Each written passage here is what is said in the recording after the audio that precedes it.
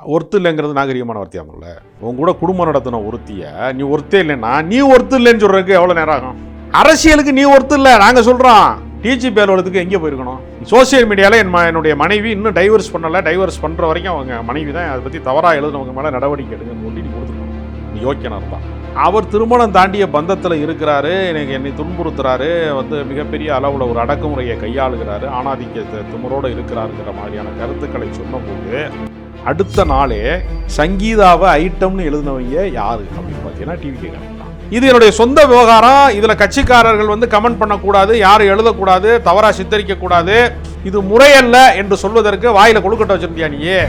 கூச்ச நாச்சங்கிறது அவங்களுக்கு கிடையவே கிடையாது. ஈனமான வெக்கமான எதுவுமே கிடையாது. மானமுள்ள 1000 பேருடன் போராடலாம், மானமற்ற ஒருவனோடு போராடவே முடியாதுன்னு தந்தை பெரியார் சொன்னாரு. அந்த மானமற்றவனா தான் இவங்க கட்சி நடத்துறாங்க. மானம் கட்டவங்க கட்சி தான் அது. பெரிய பொன்ராஜைய அவங்க திமுக ஆதரவாளருங்கிறாங்க. அவர் திமுக ஆதரவாளரே கிடையாது. முதல்ல திமுகவை சமீபத்தில் அவர் கடுமையாக விமர்சனம் கூட செய்திருக்கிறாரு. அது தேமுதிக தப்புன்னு கூட தான் அவர் சொல்லியிருக்கிறாரு. பல விமர்சனங்களை அவர் முன்வைக்கிறாரு. அப்ப அதுவே உனக்கு கூறுவாரே இல்லையே, அவரை போய் நீ திமுக ஆதரவாளருங்கிற, அப்புறம் ஸ்டாலின் அதை ரசிக்கிறாருங்கிற. ஸ்டாலினுக்கு அவருக்கு என்ன சம்பந்தம் இருக்கு? எந்த திமுகவினுடைய முன்னணி தலைவர்களாவது விஜய் தான் எங்களுக்கு எதிரின்னு சொல்லியிருக்காங்களா இது வரைக்கும்? ஸ்டாலின் லெவலில் வேணாம், இல்லை 2ஆம் கட்ட தலைவர்கள் வரிசையில் இருக்கக்கூடியவர்களுடைய யாருமே வேணாம். சிவாஜி கிருஷ்ணமூர்த்தி கூட சொன்னதில்லை. திமுகவினுடைய கடைநிலையில் இருக்கிறவங்க கூட யாரும் சொன்னதில்லை. யாருமே உன்னை ஒரு பொருட்டாவே கருதலையே. இன்னொரு நாம் தமிழர் கட்சி தாங்க தாவேக்கா. எல்லா இடத்துலையும் போட்டிக்கிட்டு எல்லா இடத்துலையும் டெபாசிட் பறி போய் பெர்சன்டேஜ் கணக்கு சொல்ல போகிறாங்க. அவ்வளோதான். 3 இடம் தான் சிக்கல். 13 லீடிங் சென்னையில். 3 இடம் கூட வராது. 3 எம்எல்ஏ வந்துட்டாங்கன்னா நான் இனி அரசியல் விமர்சனம் பேசுறது விட்டுருவேன். லிபர்டி தமிழ் நேயர்களுக்கு வணக்கம். இன்றைய நேர்காணலில் நாம் சந்திக்கிறப்பவர் அரசியல் விமர்சகர் திரு ராஜகம்பீரன் அவர்கள். வணக்கம் சார். வணக்கம். தாவேகா கட்சித் தலைவர் விஜய் அவர்கள் டிஜிபி அலுவலகத்தில் நேரில் போய் புகார் அளிச்சிருக்கிறாரு. தன்னுடைய கட்சி பெண்களை, குறிப்பாக தமிழ்நாட்டு பெண்களையே பொன்ராஜ் அவர்கள், அப்துல் கலாம் அவர்கிட்ட ஆலோசகராக இந்த பொன்ராஜ் அவர்கள் ரொம்ப தரக்குறைவாக பேசுகிறாரு, திமுகவுடைய ஆதாயத்தின் பேரில் அவர் பேசுகிறாருன்னு சொல்லி புகார் கொடுத்துருக்கிறாரு. அந்த புகார் குறித்து உங்களுடைய பார்வை என்ன? முதற்கட்டமாக டிவிகே என்கிற கட்சியில் இருக்கிறவர்கள் எவ்வளவு ஆபாசமான சொல்லாடல்களை சமூக வலைதளங்களிலே சோசியல் மீடியாவில் மிக மோசமாக பிரயோகப்படுத்தி இருக்கிறாங்கிறதுக்கு மிகச்சிறந்த உதாரணம் என்ன தெரியுமா? அவர் மனைவி விஜயினுடைய மனைவி சங்கீதா குடும்ப நல நீதிமன்றத்தில் போய் விவகாரத்து கோருவதற்காக போய் மனு கொடுக்குறப்ப அவர் திருமணம் தாண்டிய பந்தத்தில் இருக்கிறாரு, என்னை துன்புறுத்துறாரு, மிகப்பெரிய அளவில் ஒரு அடக்குமுறையை கையாளுகிறாரு, ஆணாதிக்க திமிரோடு இருக்கிறாருங்கிற மாதிரியான கருத்துக்களை சொன்னபோது அடுத்த நாளே சங்கீதாவை ஐட்டம்னு எழுதினவங்க யார் அப்படின்னு பார்த்தீங்கன்னா டிவி கேட்குறாங்க தான். அவரோட மனைவி, அவங்களோட குடும்பம் நடத்தினவங்க, ஏறத்தாழ ஒரு 28 ஆண்டு காலம் அவரோட வாழ்ந்தவங்க, அவங்களோட வாழ்க்கை குறித்து தனி மனித பிரிவது குடும்ப சம்பந்தப்பட்ட பிரச்சனை, பொது பிரச்சனை கிடையாது, அரசியல் பிரச்சனை கிடையாது, சமூக பிரச்சனை கிடையாது, பொது வாழ்க்கையின் ஒரு பகுதி கிடையாது. தனிப்பட்ட முறையில் கணவன் மனைவிக்குள்ளே இருக்கக்கூடிய கசப்பில் அவங்க பிரிகிறாங்க. அதை பொதுவெளியில் மிக ஆபாசமான சொல்லாடல்களில் எழுதுனாங்களா எழுதலையா? இது என்னுடைய சொந்த விவகாரம், இதில் கட்சிக்காரர்கள் கமெண்ட் பண்ணக்கூடாது, யாரும் எழுதக்கூடாது, தவறாக சித்தரிக்கக்கூடாது, இது முறையல்ல என்று சொல்வதற்கு வாயில கொழுக்கட்டை வச்சிருந்தியா நீயே? விஜய்ங்கிறவர் என்ன செஞ்சாரு? அந்த ஆபாச அர்ச்சனைகளை மறைமுகமாக ரசித்தார் தான் அர்த்தம். ஏன்னா திமுகவினுடைய ஐடி விங் சம்பந்தப்பட்டதில் தான் அது வருது அதிகமாக. அது அதிகாரப்பூர்வமற்ற பக்கங்கள்ல இருந்து கூட வரல. கூச்ச நாச்சங்கிறது அவங்களுக்கு கிடையவே கிடையாது. ஈனமான வெக்கமான எதுவுமே கிடையாது. மானமுள்ள 1000 பேருடன் போராடலாம், மானமற்ற ஒருவனோடு போராடவே முடியாதுன்னு தந்தை பெரியார் சொன்னார். அந்த மானமற்றவனா தான் இவங்க கட்சி நடத்துகிறாங்க. மானம் கட்டவங்க கட்சி தான் அது. ஏதாவது ஒரு ஒழுக்கம் இருக்கா? ஒரு போலீஸ் பெர்மிஷன் வாங்கணும், எப்படி வாங்கணும்னு உனக்கு தனியாக ரூல்ஸ் வச்சுருப்பாங்களா? ஒரு தேர்தல் ஆணையத்தில் ஒரு அனுமதி பெறணும், உனக்குன்னு தனி ரூல்ஸ் வச்சுருப்பாங்களா? ஆட்சியில் இருக்கிறவனுக்கு அதிகாரத்தில் எல்லாத்துக்குமே சட்டம் ஒன்று தானே. விஜய்க்கு என்ன பிரத்யேக சட்டமா? கரூரில் போனால் கூட்டம் வந்துடும், எங்களை தடை செய்கிறாங்க அப்படின்னு மாமல்லபுரத்தில் கரூரில் பாதிக்கப்பட்ட குடும்பத்தை பஸ்ஸில் ஏற்றி கொண்டு இங்கே வச்சாங்கல்ல. இப்போ மாமல்லபுரம் என்ன கர்நாடகா கண்ட்ரோலில் இருக்கா, இல்லை வேறு மாநிலத்து கண்ட்ரோலில் இருக்கா? அதே போலீஸ் தானே மாமல்லபுரம் தமிழ்நாட்டில் தானே இருக்குது, வெளிநாட்டிலே இருக்குது. இந்தியாவுக்கு கடந்தா இருக்காது, பாகிஸ்தான் பார்டர்லையா இருக்குது மாமல்லபுரம். ஏதாவது அறிவு வேணாமா? ஒரு குற்றச்சாட்டு சொல்கிறதுக்கு முன்னாடி அறிவு, ஒருத்தனு கூட அறிவு இல்லை நான் கேட்குறேன். இல்லை, குறிப்பாக இந்த இப்போ பெண்கள் குறித்தான அந்த விமர்சனம் வந்து தன்னுடைய மனைவி மீது இவ்வளவு விமர்சனம் வரும்பொழுது விஜய் அமைதி காத்தார். இப்போ தாவேக்காவுடைய பெண்களுக்கு ஒன்றுன்னா தலைவர் சும்மா இருக்க மாட்டார் அப்படின்னு தான் சமூக வலைதளங்களில் ஏங்க நான் என்ன கேட்குறேன்னா, ஒருத்த வந்து எங்களுக்கு நாங்கள் அண்ணனா, நான் அவருக்கு தங்கச்சியாக இருப்போம் அப்படின்னு சொல்கிறது பரவாயில்ல. பொதுவெளியில் அவருக்கு என்ன வேணாலும் இருப்போம், ரசியாக இருப்போம், தங்கச்சியாக இருப்போம்னு சொல்கிற வரைக்கும் பிரச்சனை இல்லை. தங்கச்சியாக இருக்கிறவளே பொண்டாட்டியாக இருப்போம்னு சொன்னால் இது என்ன உறவு முறையில் சேரும்? இதை நீ கண்டிச்சிருக்க வேணாமா? இது அசிங்கம் வேணாமா? பொதுவெளியில் இப்படி பேசலாமா? அதில் கோவப்பட்டு தான் பொன்ராஜ் என்ன சொல்கிறாரு, தங்கச்சியாகவும் இருக்கும் பொண்டாட்டியாகவும் இருக்குன்னு சொல்கிறேன்னா இது ஒழுக்கக்கேடா இல்லையா? இந்த வார்த்தை ஆபாசமானதா இல்லையா? அப்படிங்கிறதுனால அவர் கோவப்பட்டு என்ன பண்ணிட்டாரு, இந்த மாதிரி பேசுகிறவங்கெல்லாம் வந்து வந்து விலை மகளாக இருப்பாங்கங்கிற மாதிரி ஒரு வார்த்தை சொல்லிட்டார். அது ஒரு கோபத்தினுடைய உச்சியில் சொல்லிட்டார். அவர் ரொம்ப பண்பட்டவர், எனக்கு தெரியும் அவரை. அவர் ரொம்ப நாகரிகமான ஒரு அரசியல்வாதி. அவர் தரம் குறைந்து தரம் தாழ்ந்து எப்போவுமே பேசுறது கிடையாது. சரி, நான் கேட்குறேன், விஜய் வந்து ரெண்டா வந்து மாநாடு நடந்தா ஊர்வலம் அப்படியே நாடே அப்படியே ஸ்தம்பிச்சு போயிடும் சொன்னீங்களே, டிஜிபி அலுவலகத்துக்கு வரும்போது ஏன் கூட்டம் இல்லையா வழியில்? இப்போ செட்டிங் பண்ணி தானே எல்லா கூட்டமும் கூப்பிட்ருக்கிய. நல்லக்கண்ணு மரணத்துக்கு வரும்போது ஏன் கூட்டம் இல்லை? நீ சொல்லாமல் வந்தானா நீ ஒத்தாள் தான். இந்த காருக்குள்ளே யார் இருக்கான்னு இது அடித்து பார்க்குறாங்களா, டார்ச் அடித்து பார்க்குறாங்களா எல்லாரும்? ரஜினிகாந்த் சும்மா திடீர்னு வந்து ஒரு இதில் ஏறி, ஒரு அம்பாசிடர் காரில் ஏறி, பழைய காரில் ஏறி டப்புன்னு போகிறாரு. யாருக்குமே தெரிலையே ரஜினிகாந்த் வர்றாரு. அவர் என்ன வெளியில் நடமாடாமல் இருக்காங்க அவங்கெல்லாம்? ஏன்னா வீட்டுக்குள்ளே முடங்கியா இருக்காங்க எல்லாரும். இல்லை, பெண்கள் குறித்து பேசும்பொழுது நாகரிகமாக கையாளணும். உதாரணத்துக்கு விஜய் பேசும்பொழுது ஒருத்தர் இல்லை அப்படின்னு சொன்னார்ல, நீங்கள் கவலைப்படுற அளவுக்கு ஒருத்தர் இல்லை, அது போன்ற நாகரிகமான வார்த்தைகளை பயன்படுத்துங்க. ஒருத்தர் இல்லைங்கிறது நாகரிகமான வார்த்தையாமல்ல. உன் கூட குடும்பம் நடத்தின ஒருத்திய நீ ஒருத்தே இல்லைன்னா நீ ஒருத்தர் இல்லைன்னு சொல்கிறதுக்கு எவ்வளோ நேரம் ஆகும்? அரசியலுக்கு நீ ஒருத்தர் இல்லை நாங்கள் சொல்கிறோம். இவ்வளவு கட்டுப்பாடுகள், காவல்துறையினுடைய கட்டுப்பாடுகள், இவ்வளவு கூட்டத்திற்கான நெறிமுறைகள், இவ்வளவு நீதிமன்ற அறிவுரைகள், இவ்வளவு நடந்து நீ 50 பேரை கொண்டு விட்ட. கடைசியாக தஞ்சாவூருக்கு போனால் உன் பின்னாடி வந்த விக்னேஷுங்கிற இளைஞன் அடிபட்டு கிடந்தான். ஒரு பய போய் பார்க்கல, போய் அன்பில் மகேஷ் தான் போய் பார்த்தாரு. அப்போ ஒவ்வொரு முறையும் நீங்கள் விபரீதங்களை உருவாக்குவீங்க, விபத்தை உருவாக்குவீங்க, நெரிசல் மரணத்தை உருவாக்குவீங்க, மிக மோசமான கொடூரமான விஷயங்களை பூரா நீங்கள் உருவாக்கினா அதுக்கு யார் பொறுப்பேற்றுக் கொள்ள வேண்டிய கட்டாயம் இருக்குங்க? ஆளுகிற அரசாங்கத்தை தானே சொல்லுவேன். எவனோ ஒருத்தன் போதையில் ஒரு தப்பு பண்ணுறான்னா தமிழ்நாடு முதலமைச்சர் என்ன செஞ்சாருன்னு கேட்குறேன். தனிநபர் தவறுகளுக்கு கூட அரசாங்கத்தினுடைய தவறுகளாக தானே மாத்துறான். அப்படி இருக்கும்போது நீ 50 பேரை கொண்டு விட்டிய இது வரைக்கும். உனக்கு அந்த கூச்சநாச்சமே இல்லையே, ஒரு உயிரின் மதிப்பு தெரியலையே. அந்த நெரிசல் மரணத்தில் ஏதாவது ஒரு விபரீதத்தில் இதே நிகழ்ச்சி உனக்கு நடந்துருச்சுன்னா உனக்கு மட்டும் இருக்கிறதா உசுரா? உன் கட்சி நிர்வாகி நடந்த அப்போ யாரோ ஒருத்தன் யார் விட்டு பிள்ளையோ சாகுறாங்கிறதுக்காக தனக்காக சாகிறவர்கள்ட்ட வந்து பெருமை கொள்ளக்கூடிய ஒரு மனநிலையில் தான் இருக்கான். டிஜிபி அலுவலகத்துக்கு போனார். எதுக்குமே போகாதவர், கரூர் விஷயத்தில் கூட போகாதவர், அந்த பல்வேறு இப்போ மனைவி மீது குற்றச்சாட்டு வரும்போது பதில் கொடுக்காதவர். நியாயமாக என்ன செஞ்சுருக்கணும் விஜய்? டிஜிபி அலுவலகத்துக்கு எங்கே போயிருக்கணும்? சோசியல் மீடியாவில் என்னுடைய மனைவி இன்னும் டைவர்ஸ் பண்ணலை, டைவர்ஸ் பண்ணுற வரைக்கும் அவங்க மனைவி தான், அதை பற்றி தவறாக எழுதுனவங்க மேலே நடவடிக்கை எடுங்கன்னு கொண்டு நீ கொடுத்துருக்கணும். நீ யோக்கியனாக இருந்தால் இதான முறை. கருத்து வேறுபாடு இருந்தால் கூட இல்லை, மனைவி மீது விமர்சனம் வரும்போது கொடுக்கல, த்ரிஷா மீது விமர்சனம் வரும்போது கொடுக்கல, கட்சி தொண்டர்கள் மீது விமர்சனம் வரும்போது கொந்தளிச்சிட்டாரு விஜய் அப்படின்னு நீங்கள் வந்து கட்டுக்கதையை பல பேர் கட்டமைக்கிறாங்க. சரி, நான் என்ன சொல்கிறேன், அப்படி பேசினால ஒரு பெண் பேசினால விஜய் செஞ்சிருக்கால வரலாம்ல. நான் என்ன சொல்கிறேன்னா, மன்னர் ஆட்சியில் மன்னரை யார் வேண்டுமானாலும் பார்க்க முடியாது. மந்திரிகள் பார்க்கலாம், ஒரு சிலர் தான் பார்க்கலாம். மக்கள் பார்க்க முடியுமா?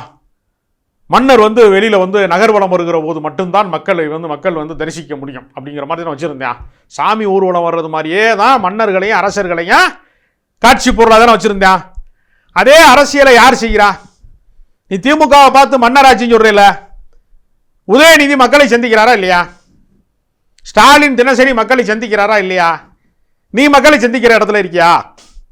நீ செயற்கையாக என்ன செய்கிற? 3 மாவட்டத்துக்காரங்களை பூரா வாகன ஏற்பாடுகள் பண்ணி, வண்டி அனுப்பி, செட்டிங் பண்ணி, ஒரு மைதானத்தில் குவிச்சு வச்சு 7 மணி நேரம் காலதாமதமாக வந்து, பாத்தியா எனக்கு எவ்வளோ க்ரௌடு வந்திருக்கு பார்த்துருக்கியா, 30,000 பேர் வந்துட்டாங்க பாத்தியா அப்படின்னு சொல்லக்கூடிய இடத்தை நோக்கி நீ வேணும்னே செயற்கையாக ஒரு கூட்டத்தை உருவாக்குற, செயற்கை நெரிசலை உருவாக்குற.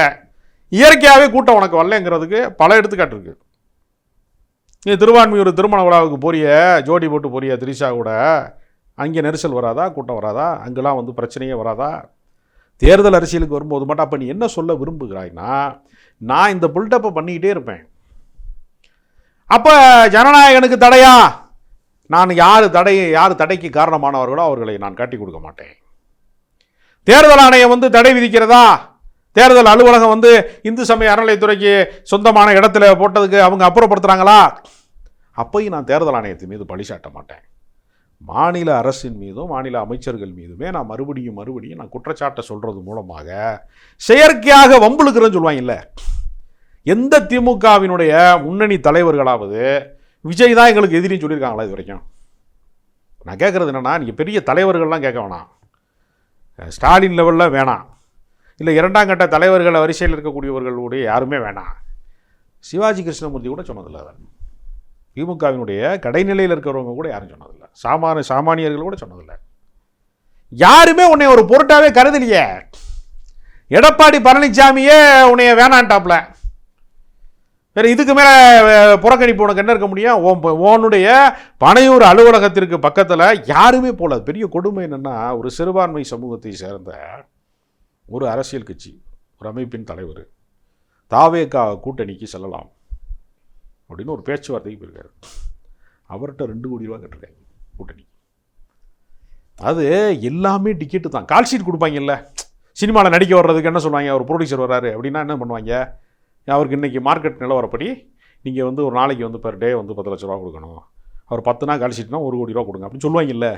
சினிமா வியாபாரத்தை அரசியலில் செய்கிறாங்க. என்ன அவங்க, நீங்கள் புதுச்சேரியில் அறிவிக்கப்பட்ட வேட்பாளர்கள் பூரா பாருங்கள், அதுக்கு இவங்க அறிவிக்கப்பட்டதுக்கு நாள் வரைக்குமே அவங்க பாஜக கலந்துருக்காங்க. பாஜக தான் எனக்கு கொள்கை எதிரி, பாஜக தான் எனக்கு கொள்கை எதிரின்னு சொல்கிறாங்கல்ல. பூரா அங்கேருந்து ஆள் வர்றான். முழுக்க அவர்கள் வந்து பாஜகவினுடைய ஒரு பி டீம் மாதிரி தான் அவங்க இருக்கிறாங்க. அவர் கொள்கை எதிரின்று எந்த விஷயத்துலையுமே அவங்க வந்து பேசவே இல்லை. ஆனால் இவங்க என்ன சொல்கிறாங்க, சிறுபான்மை மக்கள் எங்களுக்கு ஓட்டு போட்டுருவாங்க, எல்லாருமே எங்கள் பின்னாடி தான் இருக்கிறாங்க அப்படி சொல்கிறாங்க. ஆனால் நிலைமை ரொம்ப மோசமாக இருக்குது. இது குறிப்பாக அந்த பொன்ராஜ் அவர்கள் பேசினது வந்து, முதல்வர் மௌனமாக இருக்கிறாரு, பெண்கள் குறித்து அவதூறாக பேசுகிறத முதல்வர் ரசிக்கிறாரு, இது போன்ற குற்றச்சாட்டுகளை விஜய் முன்வைக்கிறார்கள். அது எப்படி பார்க்குறீங்க? எங்க எல்லாத்துக்குமே முதல்வர் தானே. இப்போ நான் வந்து டிபேட்டில் பேசுகிறாரு, ஒரு ஆதாய சூதாடி அப்படின்னு தானே சொல்கிறாரு விஜய். இல்லைங்க, நான் என்ன கேட்குறேன்னா, யூடியூப்பில் யாரார வரம்பு மீறி பேசுகிறாங்க. பொன்ராஜ் பேசியதே ஒரு யூடியூப்பில் தான். சேட்டலைட்லாம் அந்த மாதிரி வார்த்தையை பயன்படுத்தினோம்னா நெறியாளரே நிறுத்துங்க, அதை சொல்லாதீங்க அப்படின்னு சொல்லிடுவாங்க. அப்படி சொல்லவும் மாட்டாங்க சேட்டலைட்டில். யூடியூப்பில் கொஞ்சம் மனம் திறந்து பேசுவாங்க, கொஞ்சம் வெளிப்படைத்தன்மையாக உடைத்து பேசக்கூடியது வழக்கம். அவர் கொஞ்சம் பேசிட்டார், ஒரு ஃப்ளோவில் பேசிட்டார், திட்டமிட்டு பேசணும். அவருக்கும் அந்த சம்மந்தப்பட்ட பெண்ணுக்கும் ஏதாவது தனி மனித பகை இருக்கிறதா, தனிப்பட்ட வன்மம் இருக்கிறதா? அப்படி எதுவுமே இல்லையே. இப்போ நீங்கள் பொன்ராஜையை அவங்க திமுக ஆதரவாளருங்கிறாங்க. அவர் திமுக ஆதரவாளரே கிடையாது. முதல்ல திமுகவை சமீபத்தில் அவர் கடுமையாக விமர்சனம் கூட செய்திருக்கிறாரு. அது தேமுதிக வந்து தப்புன்னு கூட தான் அவர் சொல்லியிருக்கிறாரு. பல விமர்சனங்களை அவர் முன்வைக்கிறாரு. ஆனால் அரசியல் விமர்சகர். அவர் ஏற்கனவே மக்கள் நீதி மையத்தில் மாநில துணைத் தலைவராக அவர் இருந்தார்.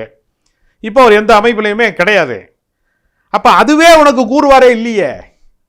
அவரை போய் நீ திமுக ஆதரவாளருங்கிற, அப்புறம் ஸ்டாலின் அதை ரசிக்கிறாருங்கிற. ஸ்டாலினுக்கு அவருக்கு என்ன சம்பந்தம் இருக்குது? அவர் வந்து ஒரு அப்துல் கலாம் மாதிரி ஒரு பெரிய ஆளுமையோடு பயணித்தவர், அறிவியல் ஆலோசகராக இருந்தவர்.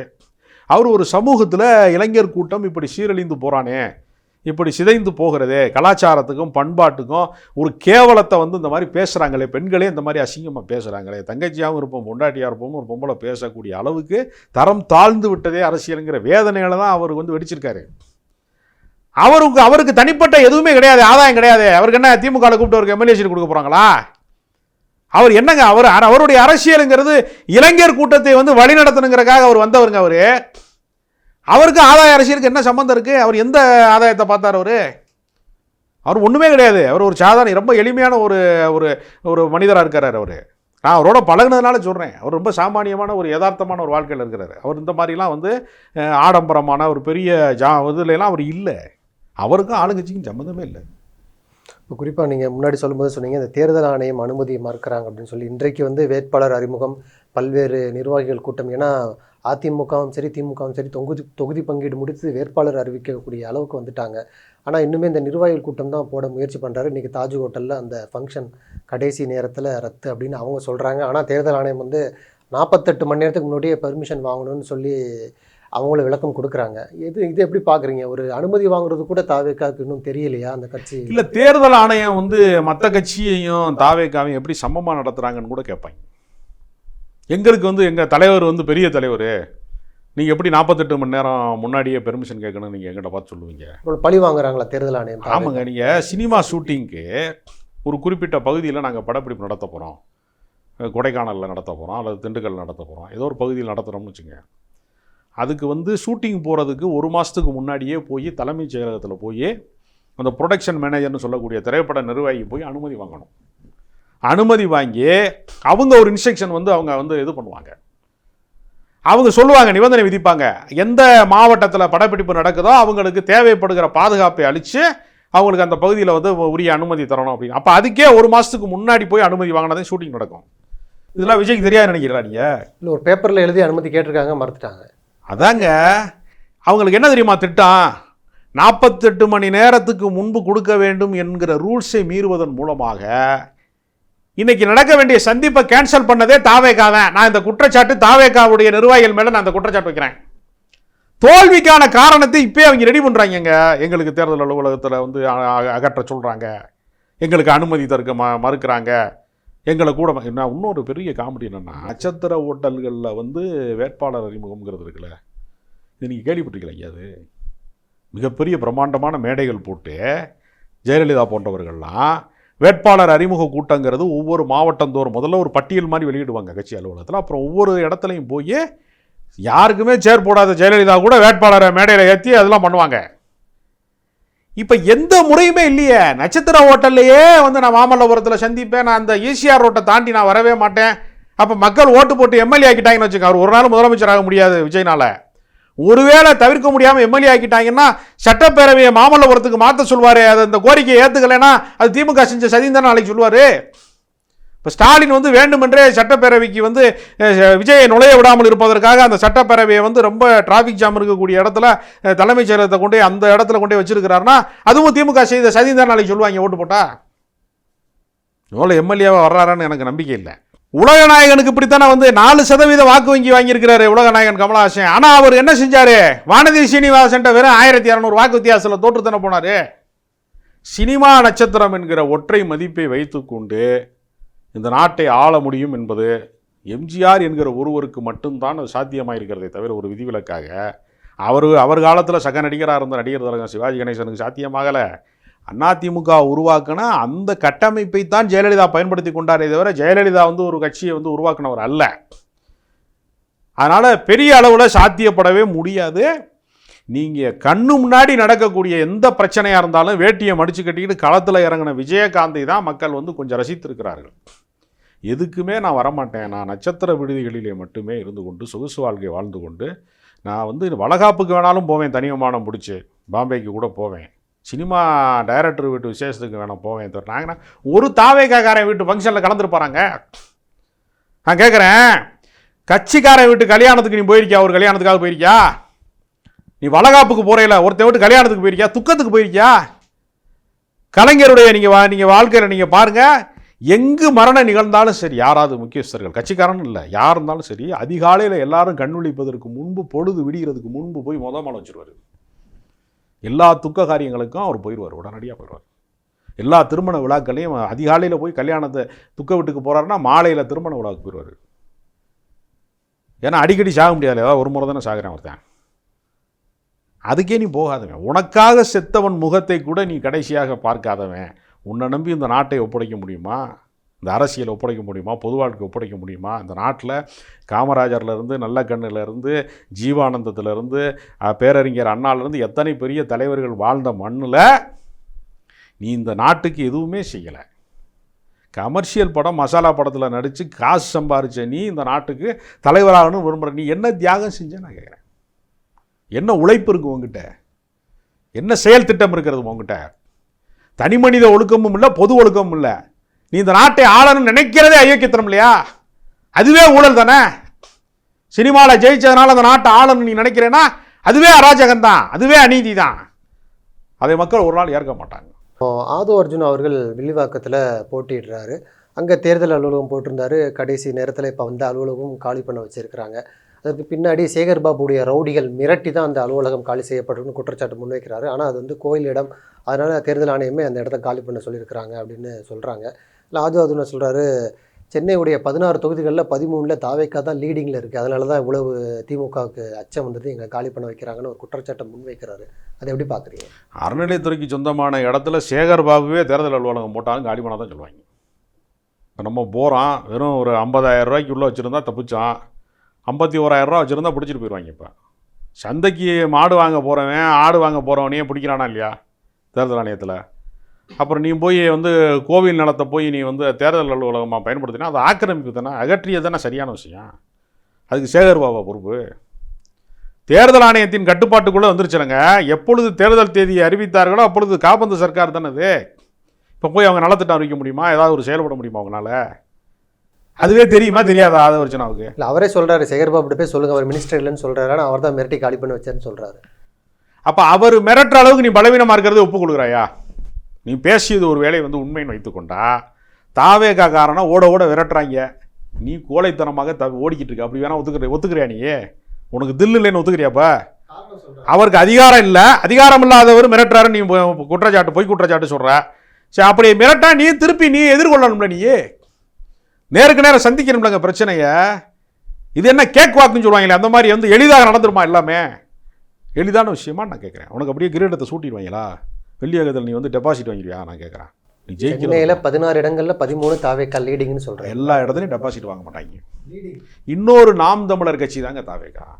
எல்லா இடத்துலையும் போட்டிக்கிட்டு எல்லா இடத்துலையும் டெபாசிட் பறி போய் பர்சன்டேஜ் கணக்கு சொல்ல போகிறாங்க, அவ்வளோதான். 3 இடம் தான் சிக்கல், 13 லீடிங் சென்னையில். 3 இடம் கூட வராது. 3 எம்எல்ஏ வந்துட்டாங்கன்னா நான் வந்து இனி அரசியல் விமர்சனம் பேசுகிறத விட்டுருவேன். அவங்களுக்கு வாய்ப்பே இல்லைங்க. அவங்க களத்தில் அதாவது வேடிக்கை பார்ப்பது என்பது வேறு, வியப்பது என்பது வேறு, கள அரசியல் என்பது வேறு. கவர்ச்சி அரசியலை நம்புகிறார்களே தவிர கள அரசியலில் அவங்க யார் ஜீரோவில் இருக்காங்க. இல்லை சென்னை போன்ற இடங்களில் இப்போ பெரம்பூரில் விஜய் நிற்க போகிறாரு, வெள்ளிவாக்கத்தில் ஆதவர்ஜுனா, எக்மோரில் ராஜ்மோகனுங்கிறாங்க. இப்போ முக்கியமான புள்ளிகள் நிற்க போகிறாங்கல்ல, சென்னையில் ஒரு தாக்கத்தை ஏற்படுத்த முடியாது. எந்த தாக்கத்தை ஏற்படுத்த முடியாது. தம்பி கொஞ்சம் ஓரமாக போய் விளையாடுப்பான்னு விரட்டி விட்ருவாங்க. நடக்கிற போட்டி என்பது ஸ்டாலின் வேண்டுமா வேண்டாமா, ஸ்டாலினா எடப்பாடியா, இருதுருவ அரசியல் தான். ஆனாரப்பட்ட பாஜகக்காரன் அதிமுக மிரட்டினவன் கடைசியில் எம்ஜிஆர் மாளிகையில் வந்து கையெழுத்து போட்டு நாங்கள் 27 சீட்டு வாங்கிக்கிறோம்னு ஏன் சொல்கிறான் நடிக்கிறான்னா, கொள்ளைப்புறமாக சீட்டை அதிகப்படுத்திட்டான். கூட்டணி கட்சியெலாம் தாமரையில் நிற்கணுங்கிறது மூலமாக கொள்ளைப்புறமாக ஒரு அரசியல் நடத்துகிறான். இருந்தாலும் பாஜக முகத்தை காட்டினால் ஓட்டு விழுகாதுங்கன்னு பாஜகக்காரனே நினைக்கிறான். நயினார் நாகேந்திரன் என்ன சொல்கிறாரு, எடப்பாடி பழனிசாமியை முன்னிலைப்படுத்தினாதான் ஓட்டு வாங்க முடியும், அடிக்கடி அமித்ஷா வந்தால் மோடி வந்தால் திமுகவுக்கு வந்து வாக்கு சதவீதம் உயர்ந்துருங்கிறான். இதுதான் நிலமா.